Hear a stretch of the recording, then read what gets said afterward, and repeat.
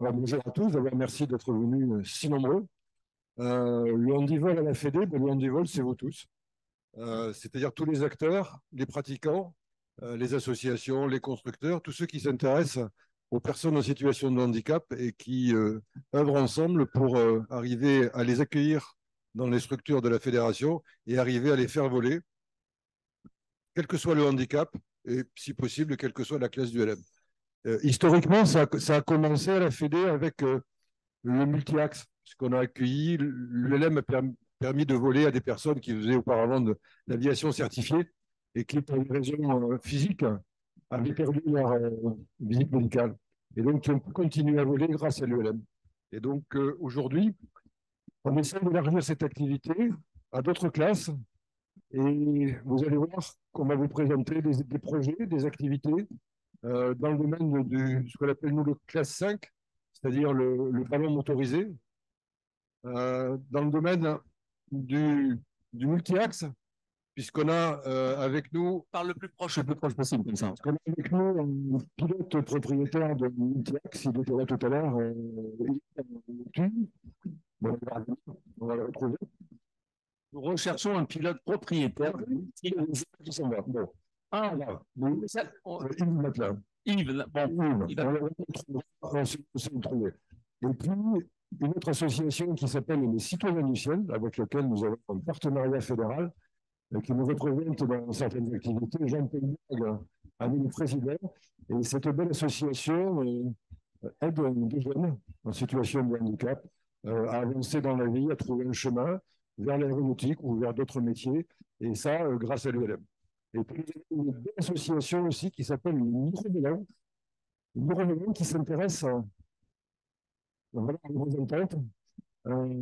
C'est pas parce qu'on ne peut pas voler, au contraire, ils ont des systèmes qui remplacent la vue et qui permettent de piloter un ULM ou un avion, de piloter une machine volante, avec un accompagnateur, bien entendu, mais de piloter en autonomie. Nos avions, ils sont partis, l'aéroclub des Sourds, qui développe aussi des projets très ambitieux pour aider les personnes qui sont malentendantes ou qui ont du mal à s'exprimer. Et j'en oublie certainement, vous pouvez crier si je vous ai oublié, mais disons que on a aujourd'hui, parmi les structures de la Fédé, pas mal de clubs qui commencent à s'intéresser à ce sujet et qui commencent à développer des activités, à acheter des machines ou à aménager des machines pour qu'on puisse voler tous ensemble, puisqu'en fait, on est tous des pilotes, handicapés ou pas, une fois qu'on est assis dans la machine et qu'elle est aménagée, on est tous pareils. Le vol, c'est le même. Voilà ce que je voulais vous dire avant de te redonner la parole. Et puis peut-être, je crois que c'est l'association Audace Individuelle qui va vous parler de son projet du LM classe 5, c'est-à-dire une montgolfière motorisée accessible à des personnes en situation de handicap et qui va voler. une première tout à l'heure, normalement. Oui, oui, oui, oui, oui. Voilà. Alors, pour rebondir à ce que disait Alain, sur ce que disait Alain aussi, je vous invite à vous rendre sur la chaîne YouTube de la FF Plume. Avec Alain, on a fait une vidéo ensemble pour présenter le vol l'handivol, pardon, chez toi, hein, là-bas dans le haut d'Ivoire, magnifique cadre. Et le message qui passait à travers cette vidéo, on peut quand même le redire, c'est on sort des clichés. En fait, faut pas imaginer que le handivol, c'est tout de suite une machine différente ou en fait, elle est adaptée. C'est ça, hein. Vas-y, vas-y. Elle est adaptée et je crois qu'il faut démystifier c'est pas compliqué. Le LM, c'est simple, c'est écrit derrière moi, je crois. Voilà.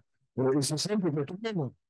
Il suffit de créer une condition pour qu'une personne qui a ce qu'on appelle aussi des singularités, et c'est ce qui nous enrichit aussi de travailler avec des personnes différentes, parce que chacun doit trouver sa place et chacun doit apporter sa pierre à l'édifice et dire, voilà, moi j'ai tel problème et si on m'arrangeait un truc comme ça, ben, je pourrais y arriver.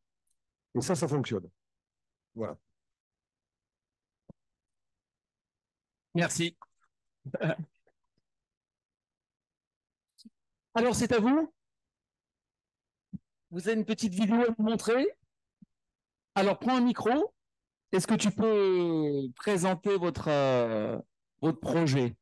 Alors, venez tous, hein, ceux qui sont dans qui veulent participer. Je vais enlever le matériel vidéo là. Alors, avant d'être un projet, c'est d'abord des hommes et des femmes qui s'impliquent dans le cadre du bénévolat, puisque nous sommes sous système associatif. Là, devant vous, vous avez, je dirais, des acteurs du projet, mais il y en a plein dans la salle. Nous sommes une association de plus de 90 personnes, et chacun, en fonction de son temps, en fonction de ses compétences professionnelles ou de ses passions, apporte à ce projet sa pierre. L'objectif, pour nous, il est simple. Je ne vais pas redire ce qu'a dit Alain. C'est volons ensemble et adaptons le matériel pour que tout le monde puisse euh, voler et avoir le plaisir d'être là-haut. Ce que je vous propose, c'est pas trop parler. On va vous faire voir une petite vidéo. Elle dure 10 minutes. Suite à cette vidéo, éventuellement, on va passer aux autres amis associatifs. Et puis à la fin, on pourra répondre à toutes les questions. Et si vous voulez découvrir la machine qui va être présentée ici, nous sommes sur l'espace Handivol, qui est près de la zone paramoteur. Et là, on aura beaucoup de temps pour vous présenter la machine et aller dans des détails. Donc, ce que je propose, c'est qu'on lance la vidéo. Eh bien, c'est parti. C'est un petit résumé d'un engagement collectif sur 12 mois. L'engagement collectif, il est pluridisciplinaire. C'est un partenaire, le groupe OCI Informatique. Ce que je vais faire, c'est que je vais laisser le micro circuler. Chacun va dire à quel niveau il a pu s'engager. On va regarder l'heure parce qu'il y a les copains aussi qui doivent parler. Bonjour à tous, je suis Adeline, je fais partie du groupe OCI. L'année dernière, le groupe OCI cherchait à s'investir aux côtés d'un projet qui favorise l'inclusion et le sport. C'était important pour nous, donc au travers d'un sponsoring tout simplement. Et on a rencontré les membres de l'asso Anti-Évasion et il y a tout de suite eu un feeling qui est passé. Ils nous ont emportés avec leur idée, leur projet, leur énergie. Et voilà, c'était vraiment faire partie de l'aventure et on est très heureux aujourd'hui de voir voler le ballon pour la première fois.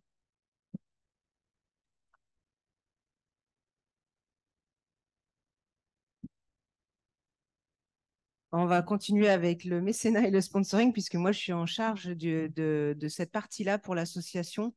J'ai intégré l'équipe très rapidement sur un appel de Pascal en septembre 2021 et qui me dit, voilà, on a un projet fou, est-ce que tu veux venir rejoindre l'équipe, voilà ce qu'on veut faire et on va avoir besoin de sous et de mécènes, sponsors pour faire avancer le projet et surtout le concrétiser. Et j'avoue que en intégrant l'équipe, en fait, on a créé j'ai intégré une communauté, on a créé une espèce de communauté autour de ce sport, autour de ce projet, une communauté de valides, puisque au départ, c'était des valides, mais surtout, derrière, en fait, on a plein de personnes en situation de handicap, en fauteuil ou pas, qui ont rejoint le projet. Et c'est aussi ce côté humain qui, dans le mécénat et le sponsoring avec notre partenaire comme OCI, mais avec d'autres partenaires, des mécènes qu'on a et puis d'autres qu'on aura demain, je l'espère pour d'autres montgolfières. En tout cas, avec OCI, ce qu'on a mis en avant, c'est l'humain, c'est ce travail en équipe, c'est cet engagement, c'est le fait de pouvoir rendre le ciel accessible à tous, avec quelque chose qui n'existe pas aujourd'hui, donc un projet pionnier, tant au niveau technologique que social. Et c'est ça qui est hyper beau dans ce projet, en plus de voir l'évolution de ces hommes et de ces femmes que l'on va voir demain et à qui je laisse la parole.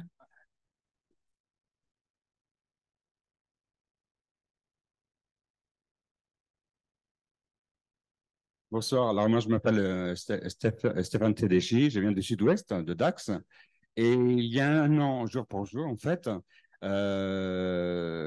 j'avais commenté une photo que j'avais vue d'une montgolfière sur les réseaux sociaux, que Pascal avait postée, et je l'avais juste liké en disant qu'elle était super belle cette photo. Et je lui ai raconté en privé le déboire que j'avais eu concernant un vol captif où j'avais gagné une ascension. Et du coup, la personne chargée le responsable, en fait, n'a pas voulu que je participe. Me dit, toi, je te veux pas parce que tu es handicapé. Et du coup, mon pote est parti et moi, je suis resté comme un imbécile en bas. Je raconte ça à Pascal. Pascal me dit, bah, écoute, ça se passe pas comme ça chez nous. Écoute, si tu veux, viens avec nous. Voilà ce qu'elle est en train de faire. Et je lui dis, bah, OK, mais sauf que dans 4 jours, je pars aux États-Unis. Je vous recontacte dès que je reviens. Et ben, il me dit, écoute, on est au mondial de l'ULM à Blois, viens. Et tu vas voir, c'est ambiance bivouac, convivialité. Tu vas rencontrer des gens formidables. Et c'était un peu l'auberge espagnole. Et moi, quand on parle d'auberge espagnole, dans le sud-ouest, qu'est-ce qu'on pense? On parle jambon de Bayonne. Et ben, j'ai ramené mon jambon. Et j'ai fait la traversée de Paris avec mon jambon en train. Et je suis arrivé à Blois. Il a halluciné.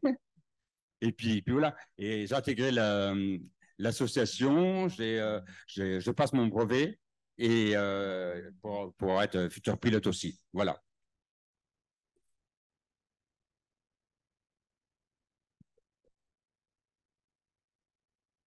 Voilà, c'est assez bien résumé. C'est vraiment ce qui nous rassemble, c'est une équipe. Je pense que vous connaissez un petit peu le milieu de l'aéronautique et qu'on est quelque part toujours dépendant. Du coup, la notion de handicap, elle fait rigoler un petit peu et de dépendance parce qu'on est un petit peu là-dedans. Donc, l'idée aussi de devenir pilote, de passer toutes les étapes et d'être commandant de bord fait qu'on ne va pas faire les choses soi-même. On a toujours une équipe autour avec qui on va pouvoir déléguer les choses. Et je demanderai à Pascal après qu'il nous aide un petit peu. Mais vraiment, le truc qui va essayer de nous rassembler et où le handicap, il a rien à voir au milieu de tout ça. Et ouais, je passe à Pascal parce que je suis flingué là, désolé. Et après, on va passer la parole aux copains. Mais avant de passer la parole aux copains, oui, aux coquins peut-être, ce soir, donc vers 19h30, 20h, on va baptiser ce dirigeable qui s'appelle SciFly aussi, informatique et digital de mémoire. Mais c'est Céline qui va baptiser le ballon. Et Céline nous a rejoint puisque Céline va être la marraine du ballon. Un petit mot, Céline, sur toi, sur ton parcours et pourquoi tu es marraine? Viens, Céline, viens là, viens. Présente-toi. Bonjour à tous, donc moi je m'appelle Céline, je suis une athlète handisport en ski alpin et équitation, donc je connais pas trop tout ce qui est aéronautique, mais j'ai la chance d'avoir été choisie comme marraine, donc je vous remercie déjà. C'est un projet assez incroyable. Quand Emmanuel me l'a montré, j'ai tout de suite voulu faire partie du projet un petit peu à mon niveau, parce que j'ai vu les heures de travail qu'il y a dû avoir, donc déjà bravo à tous, parce que franchement, en un an, vous avez réussi, donc félicitations. Et grâce à vous, vous pouvez montrer aux autres que c'est possible de déplacer les barrières et de réussir vos rêves. Bravo. Qu'est-ce que tu ressens là, Céline? Alors, tu vas voler tout à l'heure, normalement, hein? Bon, alors moi, je regarde Tu regardes? ça voler, mais par contre, T'es marraine. voilà. Moi, j'ai D'accord, hâte de le d'accord. voir voler, donc j'attends ça avec impatience. Ouais. Ah, ok, bah alors oui. Merci, Céline. Alors, à qui la suite? Une autre association, Mirovolant. Alors, tu peux nous redonner ton prénom? Christine. Christine. Tu préfères être assise?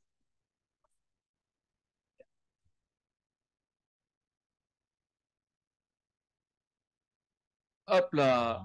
Tiens le micro. Alors, Christine, voilà, je te passe le micro. Donc là, ah bon, on a un micro chacun. Tiens, vas-y. Je te passe celui-là. Pardon, c'est pareil, pardon. Présente-toi, donc l'association des Mirovolants. Alors, présente-nous l'association et toi aussi. D'accord. Qui es-tu? Que fais-tu?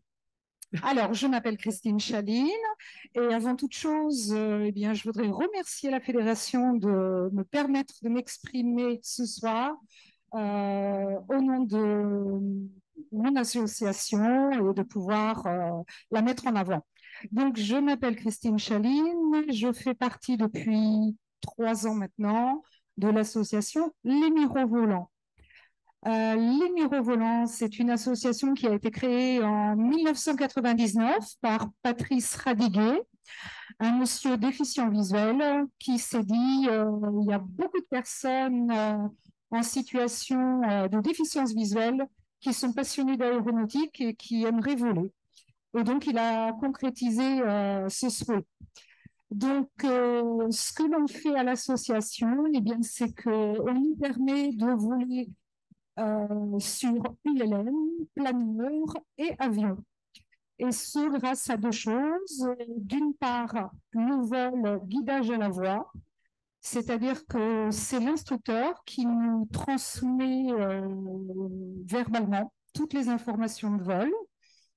Et la deuxième chose, c'est un dispositif, je ne rentrerai pas dans trop de détails, un dispositif électronique qui fait interface avec le tableau de bord et qui nous transmet dans le casque des bips pour pouvoir savoir si on cabre, si on pique ou si on dérive à gauche ou à droite.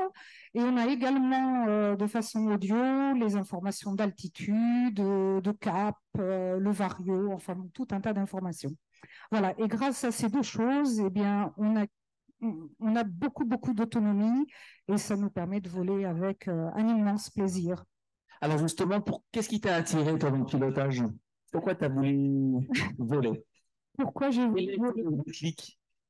Il n'y a pas eu de déclic, en fait. C'est un domaine qui m'intéresse depuis très très longtemps, je dirais une bonne vingtaine d'années. Dans mon entourage, bon, j'ai mon frère qui est pilote du LM, un ami qui est pilote du LM également. Et puis, depuis peu, je ne travaille plus, je suis en retraite anticipée. Et donc, j'ai voulu concrétiser ce souhait. Je me suis dit, bon, chaque fois qu'il y a quelque chose de possible en combinaison avec le handicap, je me dis pourquoi pas. Et il y a le vol, mais il y a aussi tout le domaine aéronautique. Je suis vraiment, au début, c'était un intérêt très marqué. Après, c'était une passion. Aujourd'hui, c'est limite une obsession.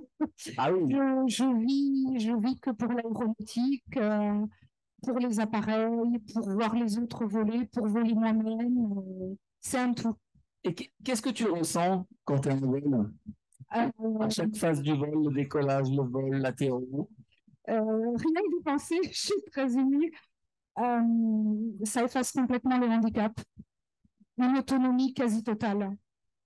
Bon, en étant consciente, malgré tout, que je ne volerai jamais sans instructeur, mais un sentiment de liberté.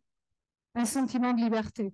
Ça, bon, j'ai un petit résiduel visuel, ce qui me permet d'apprécier quand même un petit peu le paysage. Et vraiment, je l'apprécie complètement.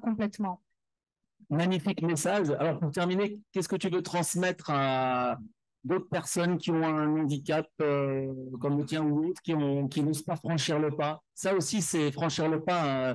On croit encore trop souvent que c'est inaccessible. Oui, c'est vrai.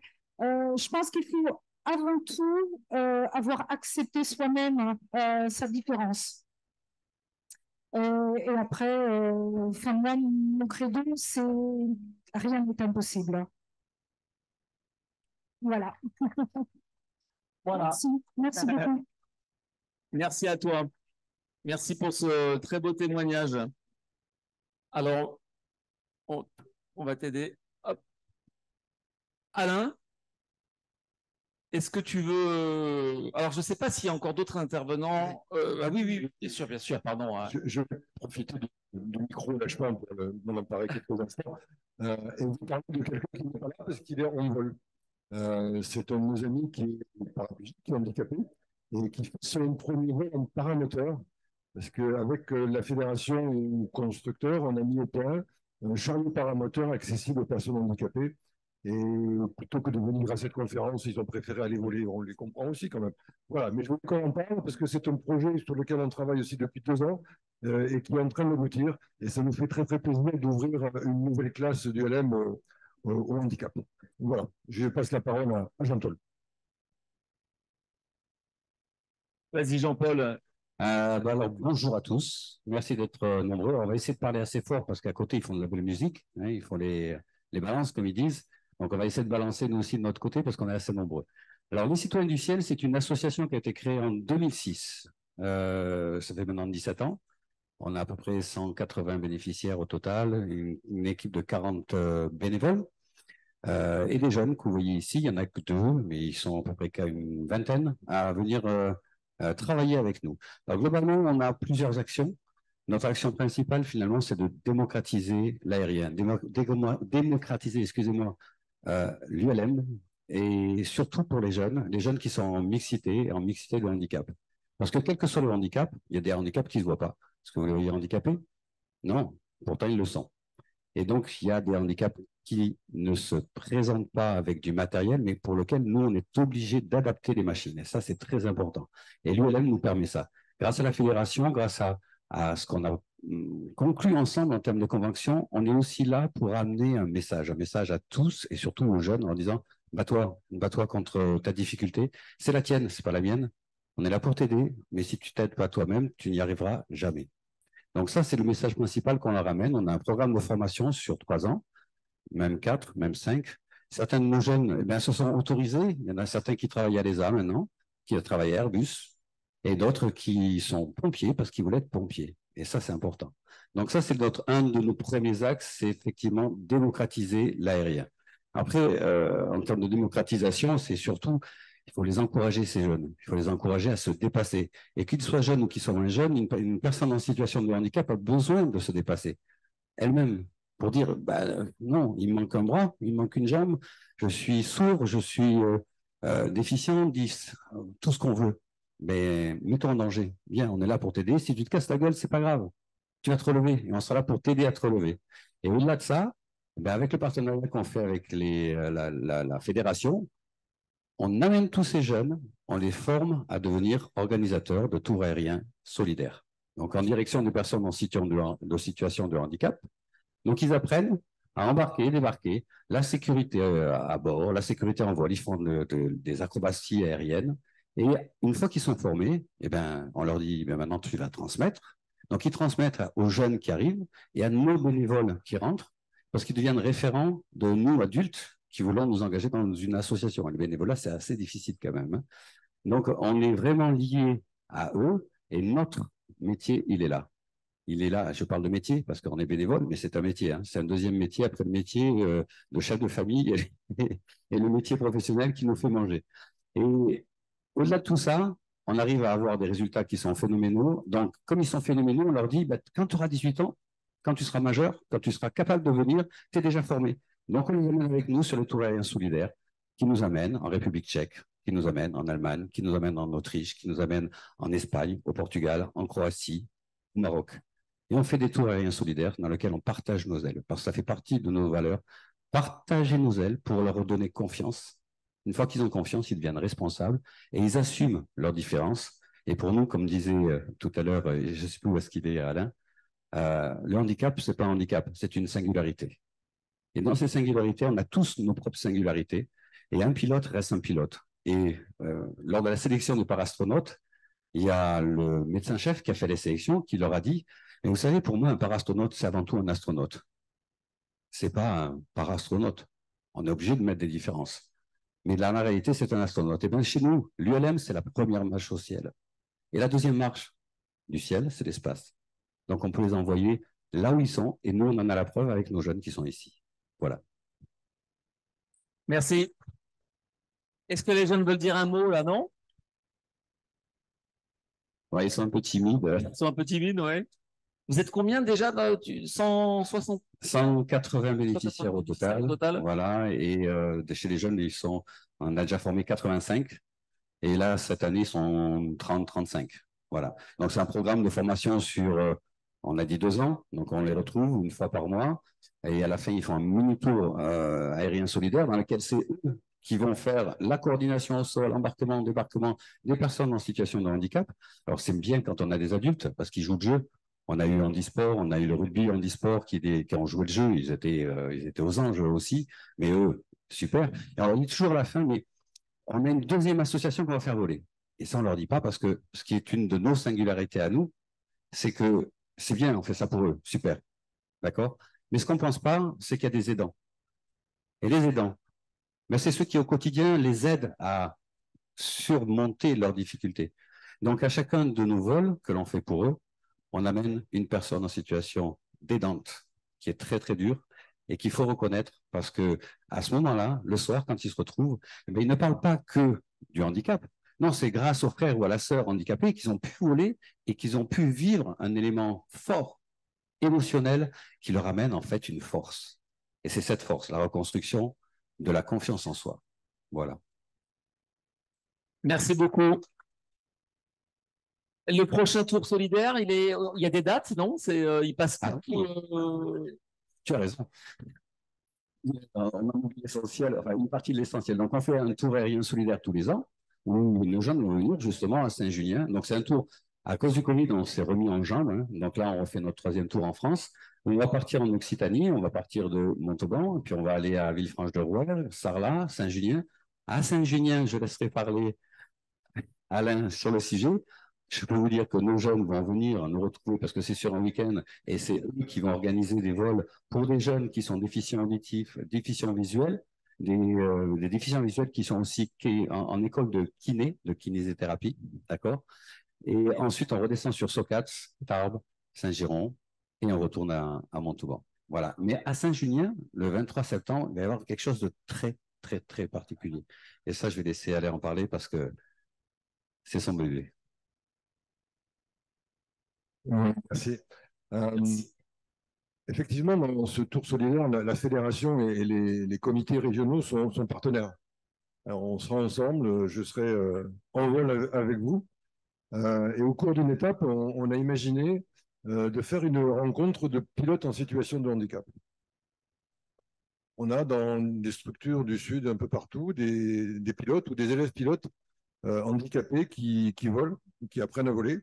Et on aimerait bien qu'ils se retrouvent tous ensemble avec nous, autour de nous, à Saint-Julien, pour se rencontrer, pour faire un vol qu'ils n'ont peut-être jamais eu l'occasion de faire, parce qu'après tout, si on ne les invite pas à aller à Saint-Julien, ils n'ont aucune raison d'y aller. Mais là-bas, on va les accueillir, pour se retrouver, pour échanger sur leurs pratiques, pour découvrir éventuellement d'autres possibilités de voler. Et ça sera une première, on ne l'avait encore jamais fait, et en fonction du résultat, on envisage de le refaire aussi les années suivantes, sans doute dans d'autres lieux. Et s'il y a des structures qui veulent nous accueillir pour cet événement, voilà, vous savez où nous contacter.